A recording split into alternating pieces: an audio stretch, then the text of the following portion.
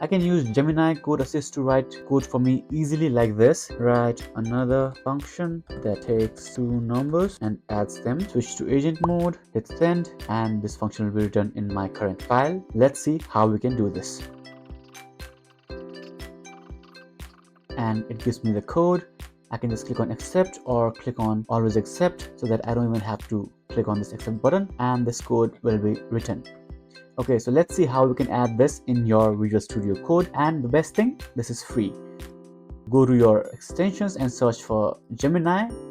Click on this extension, and this is from Google itself. Make sure you are downloading the one that is from Google and just click on install. In my case, I'm seeing this disabled, but in your case you will just see install button. And once this is done, you can just use it like I just used it. You'll see this, what is this, star or something icon here. Just click on this, and then you can, okay, I'll just accept this change too. It made a tool schema here.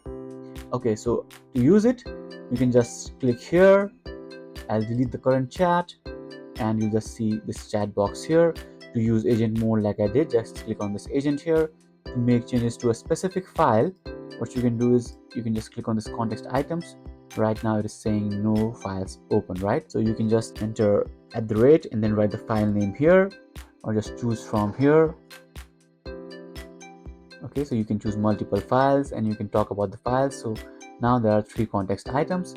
You can remove everything.